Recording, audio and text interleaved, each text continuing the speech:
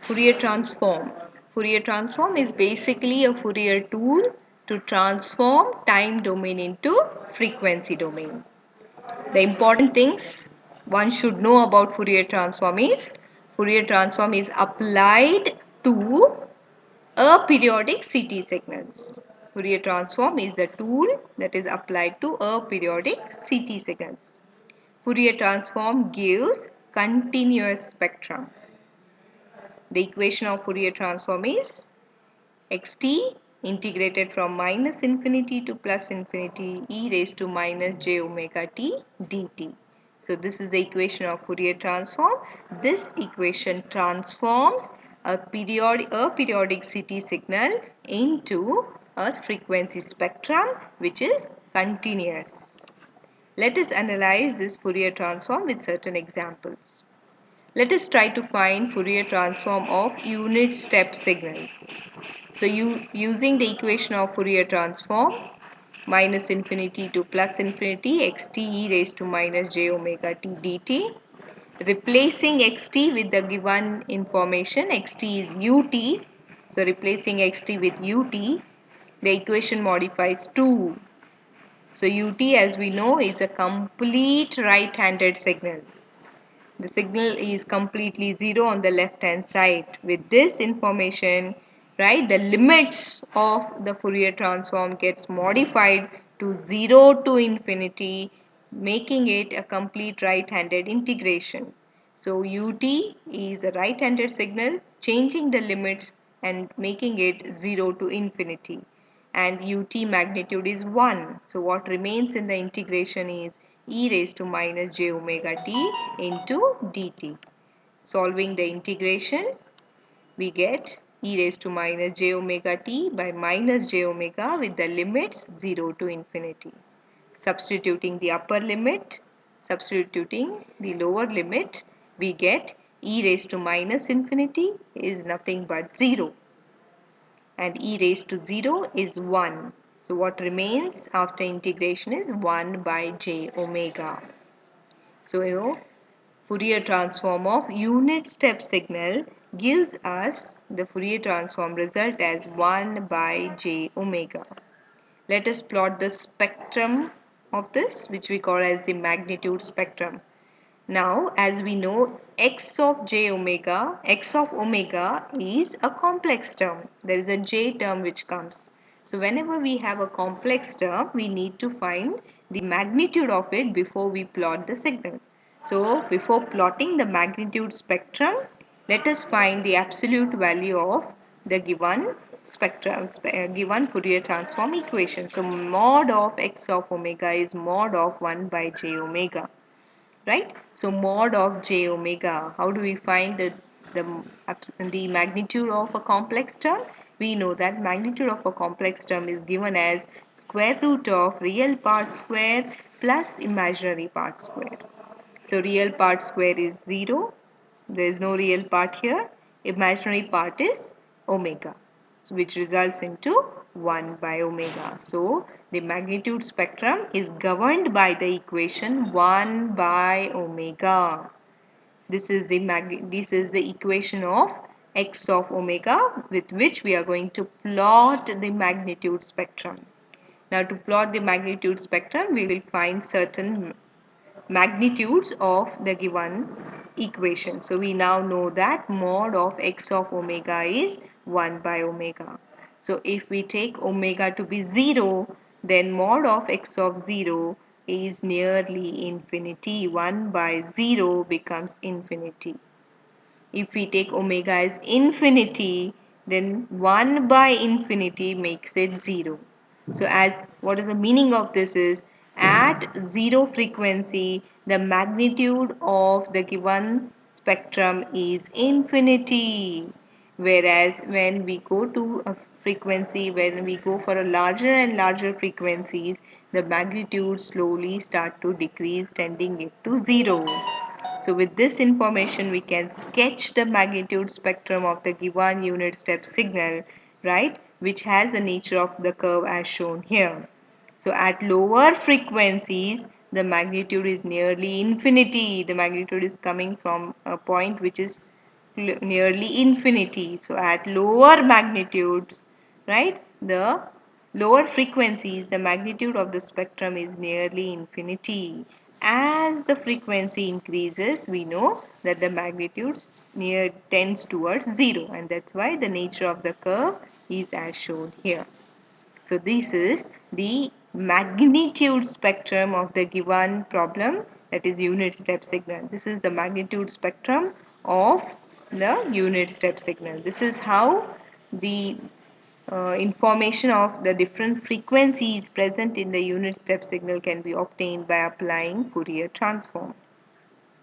Moving to the next example, we have been asked to find the Fourier transform of the signal xt governed by e raised to minus at in the region t greater than equal to t greater than 0. Xt has a magnitude 1 when t is equal to 0, and xt has a magnitude minus e raised to at for t less than 0. So this is the given time in time domain signal whose frequency spectrum is what to be calculated. So by applying Fourier transform, we are going to get the frequency information of the given time domain signal. Let us first sketch the given time domain signal. So from the equation we understand that xt has a magnitude e raised to minus at for t greater than 0. So for positive values of t, the equation of xt is governed by e raised to minus at.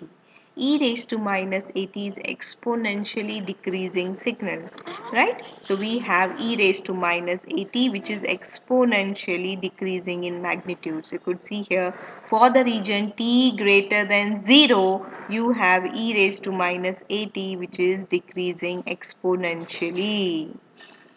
What happened at for t less than 0? For t less than 0, the equation of xt is governed by minus e raised to at. So t, for t less than 0, t is having negative values. For t less than 0, it means that we are talking about the values of t which are less than 0. So t is all negative here.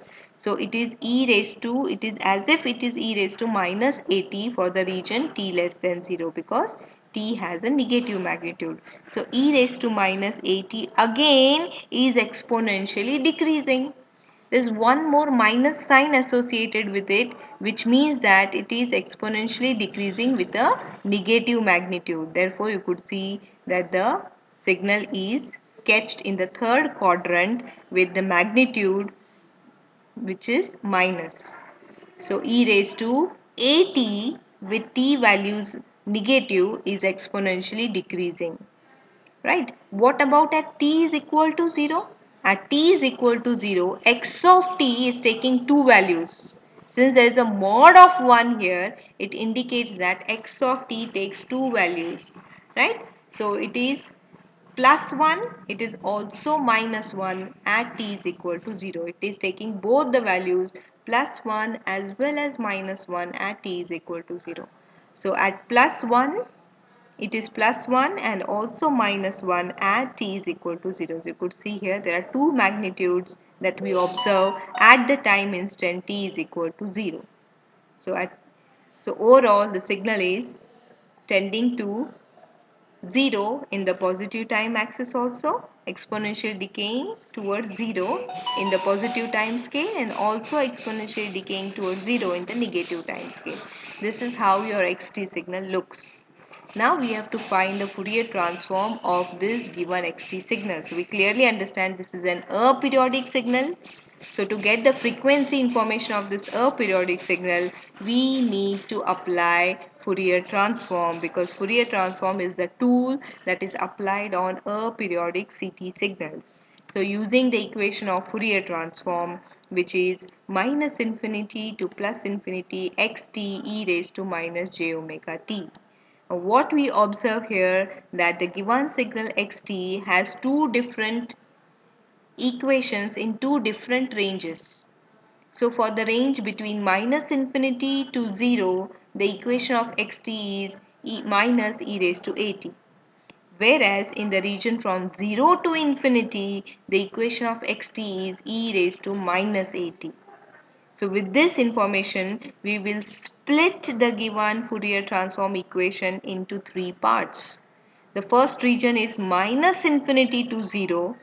The second region is exactly at t is equal to 0.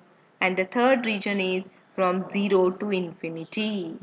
So with this, we are going to cover entire region of the given signal xt.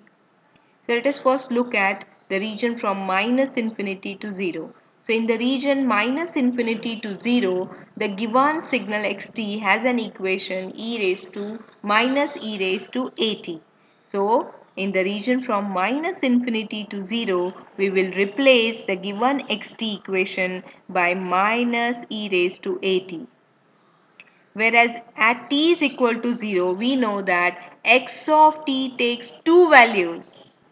Right? At t is equal to 0, we observe that x of t takes two values. And what are the two values? It takes the magnitude 1 as well as minus 1. So, considering both the magnitudes here, we get it xt to have a magnitude 1, xt to have a magnitude minus 1 at t is equal to 0. Therefore, it is e raised to 0. Whereas the third region from 0 to infinity. So in the region from 0 to infinity, we understand that xt takes the equation of the form e raised to minus at in the region from 0 to infinity. So substituting this in the third case, we get from 0 to infinity xt is e raised to minus at. Remaining terms we have kept as it is. So we now need to solve this integration. So 1 minus 1 is 0. It means that at t is equal to 0, the magnitude is 0.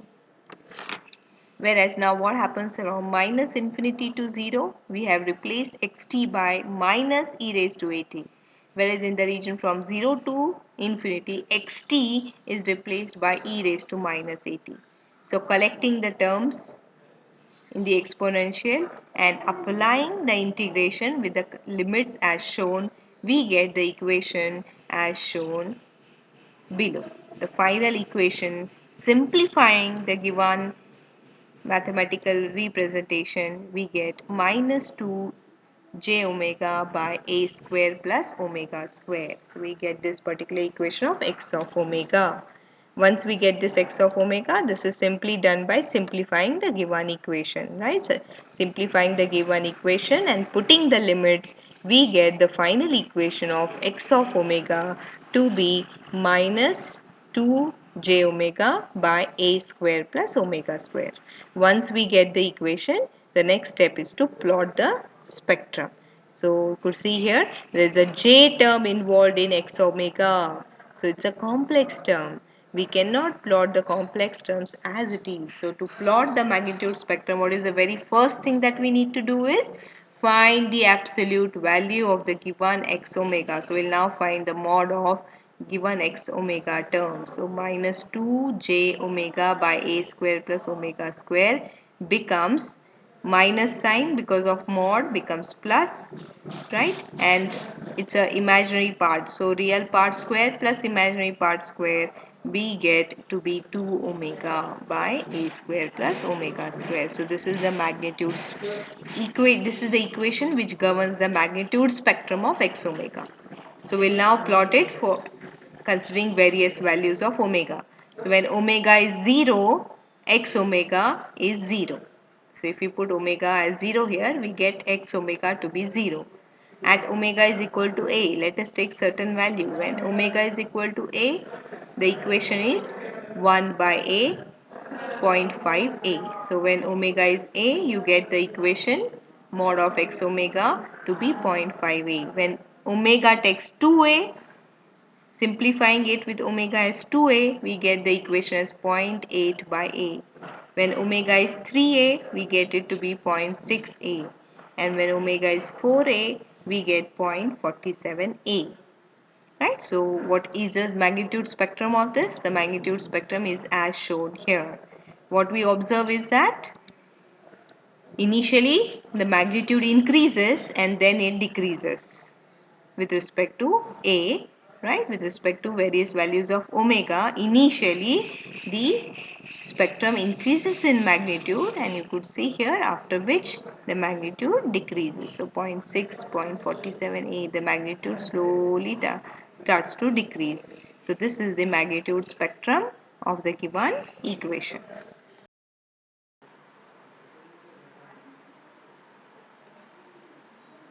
To find the Fourier transform of this signal, we need to know the line equations, right? So we need to find the line equation of this line, as well as we need to find the line equation of this line. So we will be using the line equation x minus x1, x1 minus x2, y minus y1, y1 minus y2. So there are two different lines with two different slopes. Let me call this as line A, let me call this as line B. Now I am interested in finding the line equation for line A. So what is my x1, y1, x2, y2 for line A? So x1, y1 is this particular point, and x2, y2 is this particular point for the line A. So x1, y1 for this particular point is, what is x1 of this line is minus 2. What is y1 is 0. So x1, y1 for line A is minus 2, 0. What is x2, y2 for line B? So x2, y2 for, what is x2, y2 for line A? It is this particular point. So this is x1, y1, this is x2, y2. So what is x2, y2 for line A? x2, y2 is, what is x? X is 0 and y is 4. So x2, y2 is 0, 4. So once I identify x1, y1, x2, y2 for line A, what we need to do now is substitute into the line equation. So we'll substitute the line into the line equation x1, y1, x2, y2 values, and when we simplify it, we got an equation which is of the form 4x plus 8 is equal to 2y. We got an equation which is 4x plus 8 is equal to 2y after substituting x1, y1, x2, y2 of line A into the line equation. Now the thing is, what is my x and what is my y? X in a line equation always represents the base. X is the base of the line equation. So what is the base in our given signal? Our given signal is a time domain signal. The base is t, and therefore now we will replace x by t because x is the base. X we in a line equation represents the base. So x we will replace by t because the base of our signal is t. And what is y? What does y indicate in a line equation? Y is the magnitude part, is it not? Y indicates the magnitude of the signal, this part. And what is this? What representation we have assigned to our signal is x of t. So y is nothing but x of t. So we'll replace y as x of t. So in the line equation, we will replace x as t, y as x of t. So therefore, with this, we get an equation in the form which is desired as x of t is equal to. We need the line equation in the form x of t is equal to. So simplifying it, we get x of t to be 2t plus 4. So this is the line equation for line A. 2t plus 4 is the line equation for line A. Right? Now, does this really satisfy the slope of line? Is it representing, really correctly representing line A? You can verify it. How can one verify that whether this line equation is really satisfying the line A? Is you just substitute the time or the magnitude and check vice versa. What do you get? So if you substitute time as minus 2, if you take t as minus 2, what is the value that you get? If you put t as minus 2, what is the value of xt that you get? You get it to be 0. If you put t as minus 2, you get xt to be 0. And what is the magnitude at minus 2? Magnitude was 0. That's correct. If you put t as 0, right? If you reach to a time instant 0, if you put t as 0 here, what is the magnitude of xt? Is 4. If the magnitude of the signal is 4 at 0. It means that whatever line equation we have got is correctly describing line A. So this is how you can check it before you use it into the equation, into the representation of xt. Now let us move to line B. We are interested in finding the line equation for line B. So let us first find out what are x1, y1 and x2, y2 for line B. So x1, y1 is this particular point and x2, y2 is this particular point. Whenever you decide x1, y1 indicates the starting of the line and x2, y2 indicates the ending of the line. Right, and we assume that the signal flows from left hand side to right hand side. So that's why this becomes the starting point of line A, this becomes ending point of line A. Whereas for line B, this particular point becomes the starting point and this becomes the ending point. So therefore this point represents x1, y1, whereas this particular point represents x2, y2. So what is x1, y1?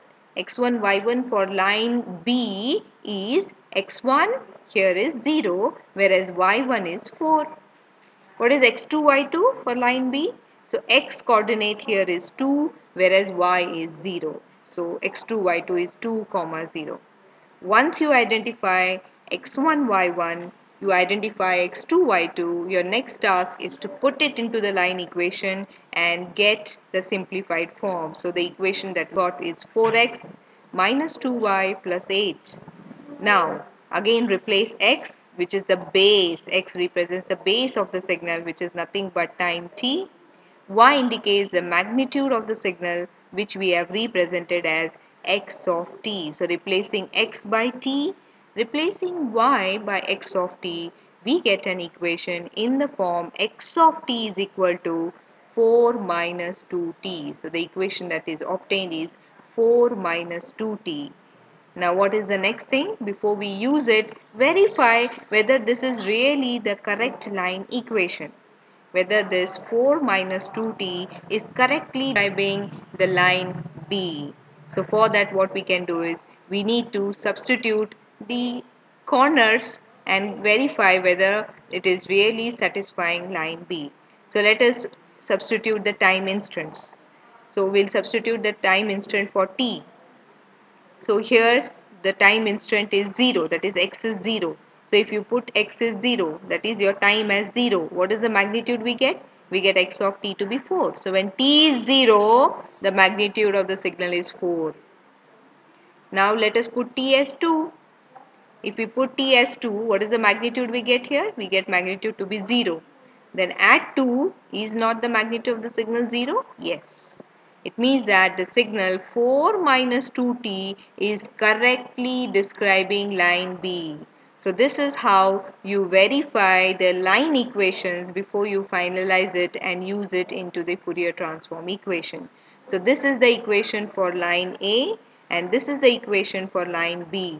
So we can mathematically now describe xt completely, which earlier we were not able to do. Now we know how xt can be mathematically represented using these line equations. So now xt is having a line equation of 2t plus 4 for line A. And what is the time over which line A exists? Line A exists only from minus 2 to 0. So this is the line equation for line A over a time period minus 2 to 0. Whereas this is the equation for line B over a period 0 to 2. So line B exists from 0 to 2. And this is the equation for line B. So this is complete mathematical description of your given signal. We will use this mathematical description to find the Fourier transform of this given signal. So xt, as we just found, is given by this equation 2t plus 4 for the region t between minus 2 to 0. So this is the line equation for line A. Whereas 4 minus 2t is the line equation for line B over a time period 0 to 2. With this, now we can easily find the Fourier transform. Right? So this is the Fourier transform equation. We'll substitute xt with the description we have just found. We have now observed that xt exists from minus 2 to 2. Everywhere else xt is 0. So first we'll initially split the integration over the period over which xt exists. So xt exists from minus 2 to plus 2. But In the region from minus 2 to plus 2, it takes two different equations. Hence, we will more systematically describe the integration by minus 2 to 0 and then 0 to 2. Because in the region from minus 2 to 0, xt has a different representation, and from 0 to 2, xt has a different mathematical representation. So in the next step, we will correspondingly substitute the xt with the mathematical equations. In the region minus 2 to 0, it is 2t plus 4. In the region 0 to 2, it is 4 minus 2t. The next step is to solve the integration. So we need to solve the integration. We have applied UV rule here to solve the integration. Applying the UV rule, this is U, this is V. We have solved the integration. We know the procedure of solving the integration by applying UV rule. The entire mathematical procedure of solving the integration is shown, right? You can follow the steps. We'll come to the result now. And by solving, by applying UV rule, right, the equation that we get at the end is this. A complete procedure of the steps is shown. You can refer to it, and you can see the result that we get after doing the UV rule, simplifying the integration, right?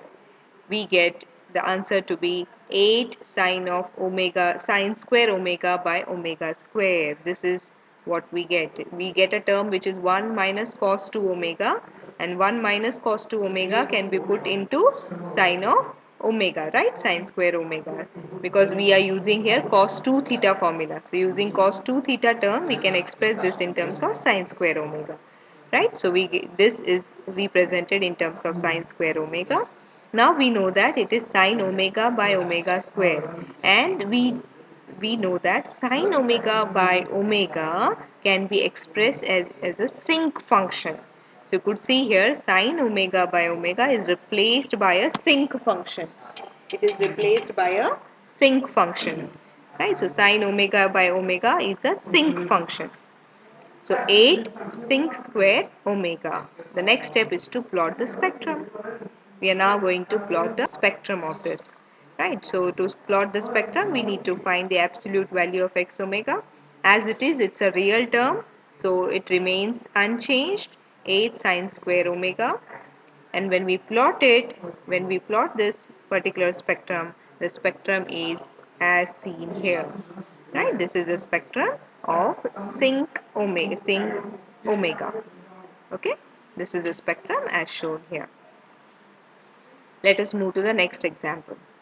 Let us find the Fourier transform of unit impulse, right? Delta t. Let us find the Fourier transform of unit impulse delta t. So xt is equal to delta t. Using the Fourier transform equation, we know it is minus infinity to plus infinity xt e raised to minus j omega t dt. Let us replace xt by the unit impulse. So replacing xt by unit impulse, right? We get an equation which is this. We know that this unit impulse is a signal which exists only at t is equal to 0. This signal exists only at t is equal to 0, right? And therefore, if this signal exists only at t is equal to 0, we can replace this integration by a condition that this signal exists only at t is equal to 0. So delta t e raised to minus j omega t, this particular could say term exists only at t is equal to 0. And now if we put t values here, it is delta naught into e raised to 0. So e raised to 0 is 1, and delta 0, right? Delta 0 is nothing but the unit impulse of magnitude 1. And therefore, Fourier transform of delta t is 1. Right? Because this integration exists only for a single value. Everywhere else my delta t is 0. Unit impulse is 0 everywhere. Unit impulse exists only for a time instant 0 with a magnitude 1. And therefore, this integration we replaced this integration by a certain condition that this exists only for a single value t is equal to 0. The moment we put here t is equal to 0, we get e raised to 0 as 1 and delta 0, which is nothing but the unit impulse of magnitude 1, and therefore the Fourier transform of delta t is 1. How is the spectrum then? How do I plot the spectrum? Right? The spectrum of delta t, which is unit impulse, which exists only at time instant 0 with magnitude 1. When we found the Fourier transform of this unit impulse, what we obtain is a spectrum which is this. What is the meaning of this spectrum? It has x omega has a value 1. It means that for all the frequencies, the magnitude of x omega remains 1.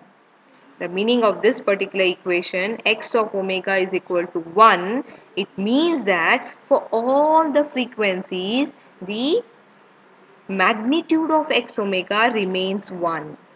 The magnitude of x omega remains 1. And therefore, this is also called as an all-pass filter because it is passing all the frequencies with magnitude 1.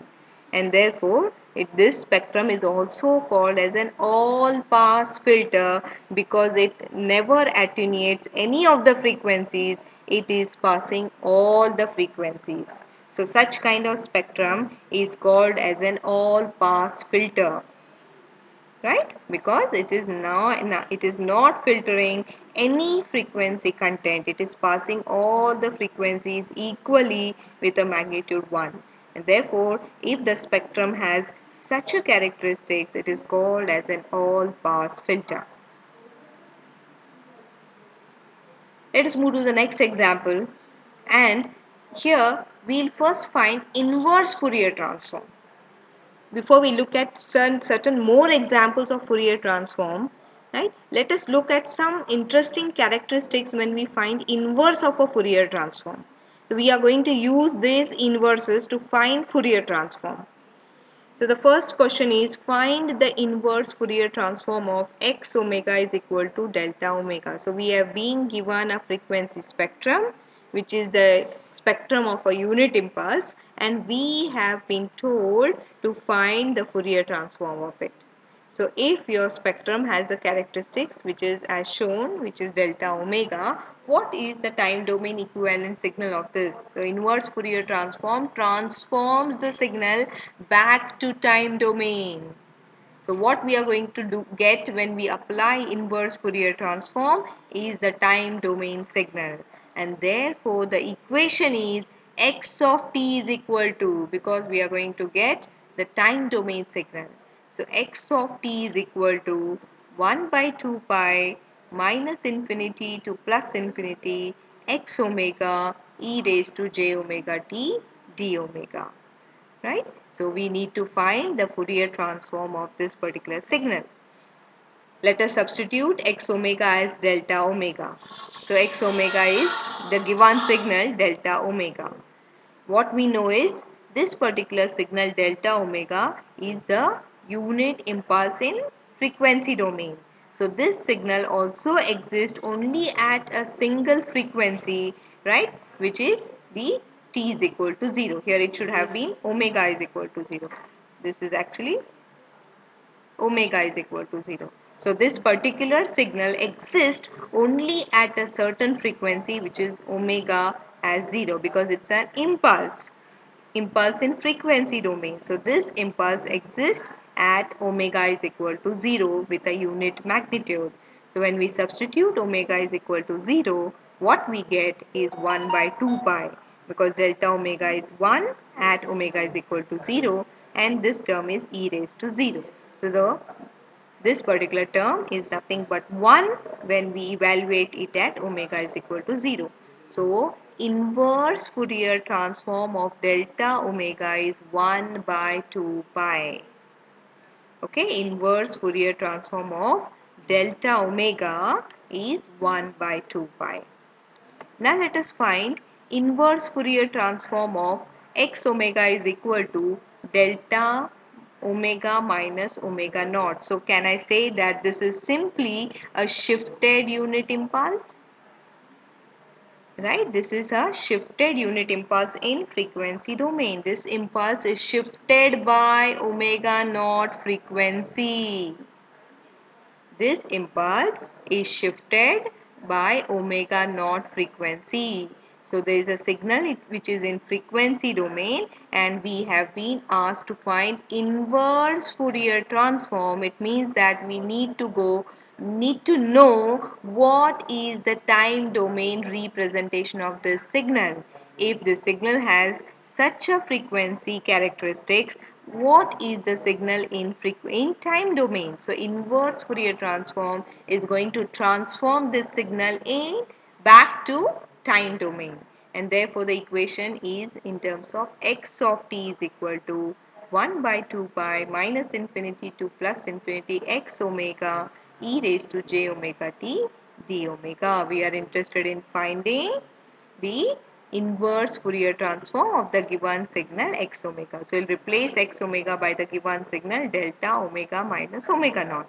So, as this is a shifted impulse, as the given signal is a shifted impulse, right? So, this impulse exists at a new shift which is omega naught, right? Earlier it was only delta omega. It means that it was existing at omega is equal to 0. But here now it is a shifted impulse. So if it is a shifted impulse, it has shifted to a position omega naught. So this impulse exists only at a frequency which is omega is equal to omega naught.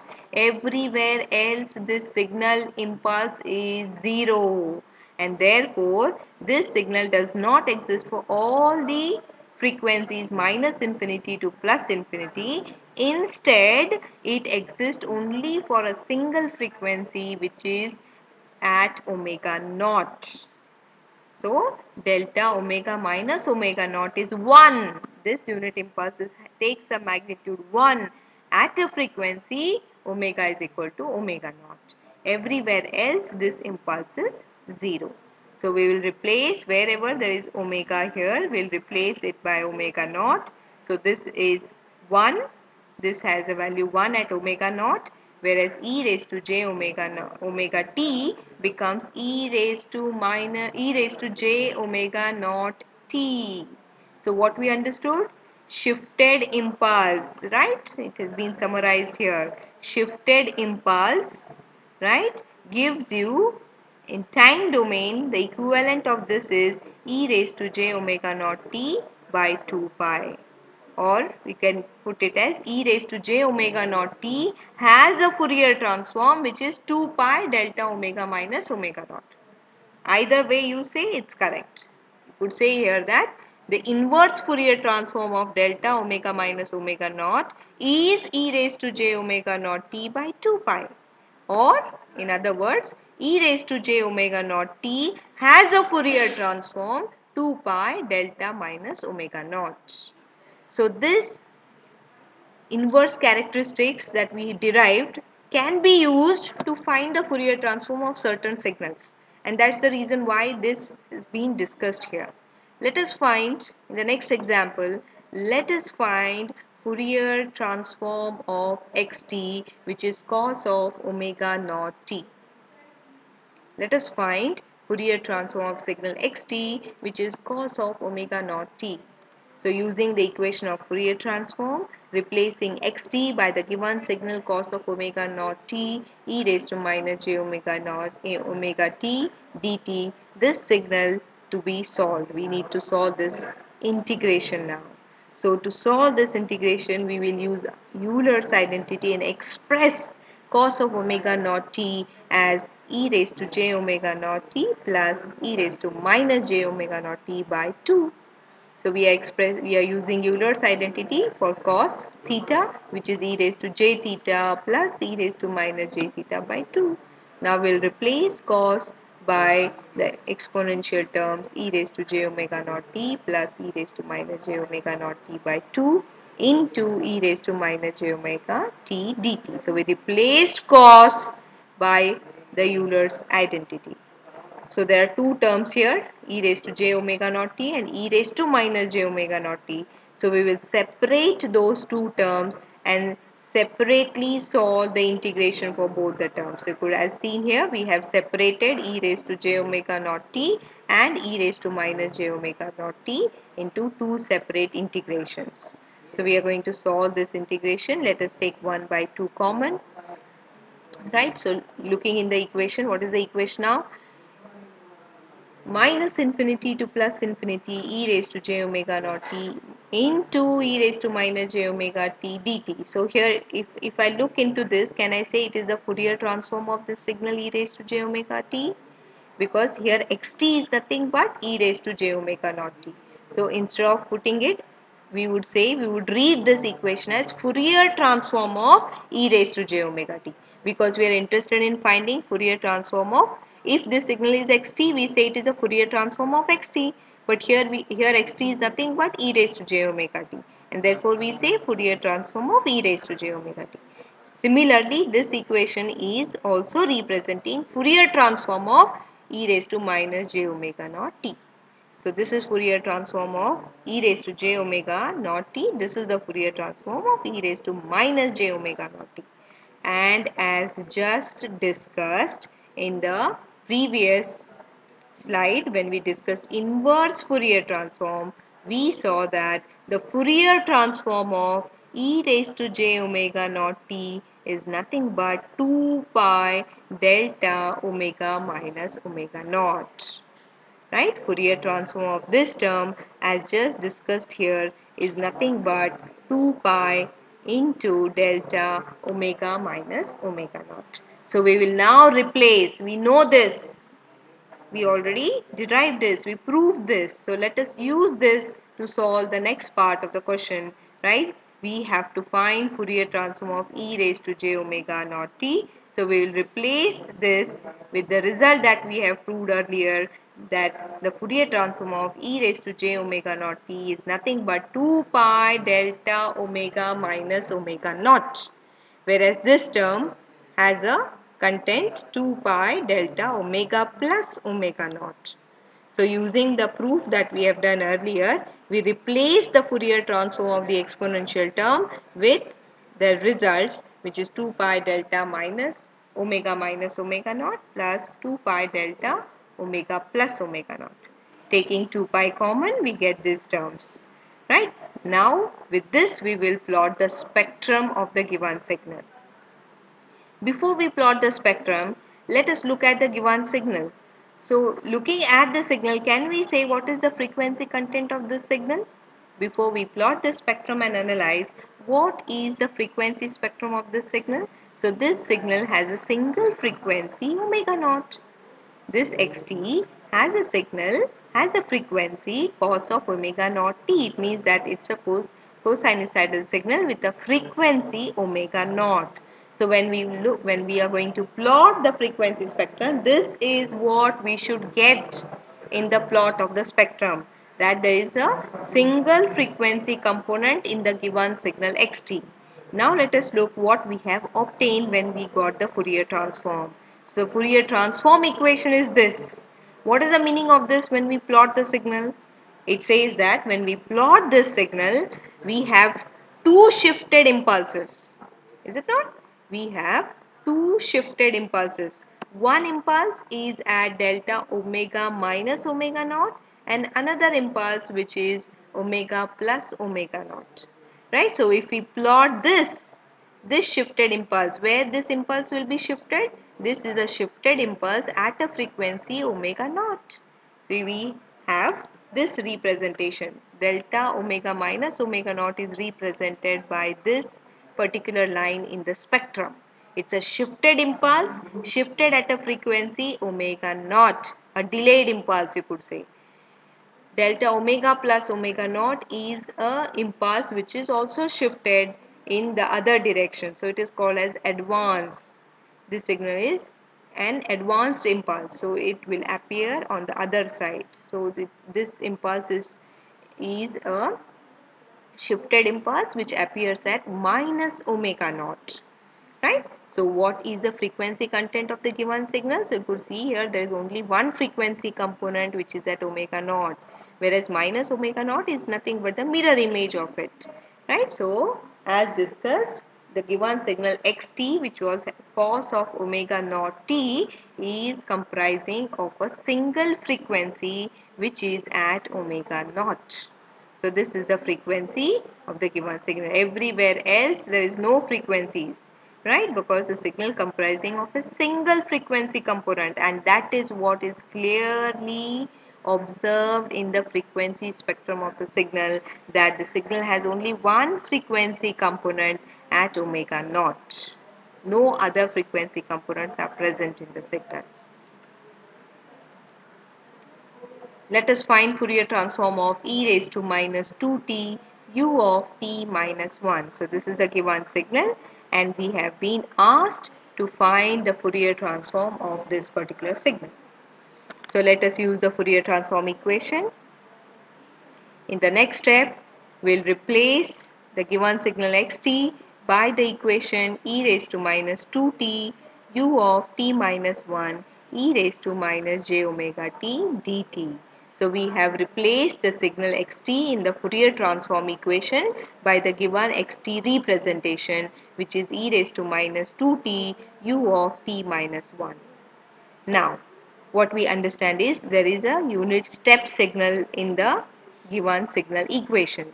So, unit step signal has a unit magnitude, but what affects when we include unit step signal are the limits. Limits are governed by this particular term if this term is present in the equation, because u of t is a unit step signal which is completely right-handed signal. Right now this unit step signal is shifted by 1 unit. It's a shifted unit step signal. So this signal now begins from 1 and goes to infinity.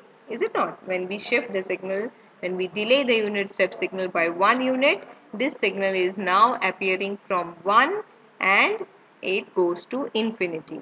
So this signal governs the limit of the integration. Therefore, the limits changes from 1 to infinity. As this is a shifted impulse, the signal is, this is shifted 1 unit to the right hand side, and therefore the signal, unit step signal, begins from 1 and goes to infinity, right? And therefore the limits are as shown. They are modified to 1 to infinity. Right? Now we need to solve this integration. To solve this integration, we first of all have combined the two exponential terms into a single term. So this is the single term after combining the two terms. Now we will take integration of this. The integration of this with the limit 1 to infinity is shown here. Putting the upper limit, putting the lower limit, we got the equation which is this, e raised to minus infinity, as we know, is 0.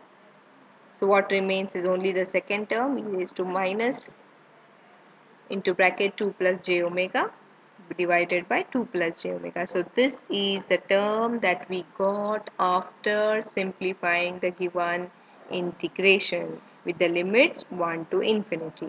Now the next step is to find the magnitude of the given signal. So let us look how the magnitudes are obtained. So mod of the given equation is, so we know that e raised to j theta is always 1. Mod of e raised to j theta is always 1. So this term is 1. Right? Why is it 1? E raised to minus j theta, right, is always 1. Mod of this is always 1. And why is it 1? Because we can express this in terms of the Euler's identity, which is mod of e raised to j theta is cos theta minus j sin theta, right? And when we take the mod of this, what do we get? Mod of this would be, is nothing but square root of real part square and imaginary part square. So real part square is cos square theta, right? And imaginary part square would be sin square theta, right? So what is cos square theta plus sin square theta? Is nothing but 1. And therefore we say that mod of e raised to j theta, irrespective of whatever is theta, here my theta is 2 plus j omega. So irrespective of whatever we have as a theta, mod of e raised to j theta is always 1, because we can express it as a cos theta plus j sin theta form, and Mod of this is nothing but real part square root of real part square plus imaginary part square. So real part square is cos square theta, imaginary part is sin square theta, which is nothing but 1. Cos square theta plus sin square theta is 1, and therefore you get a 1 here. And mod of this. Now this mod is separately solved here because you get a real part square plus imaginary part square. So this is the mod of x omega.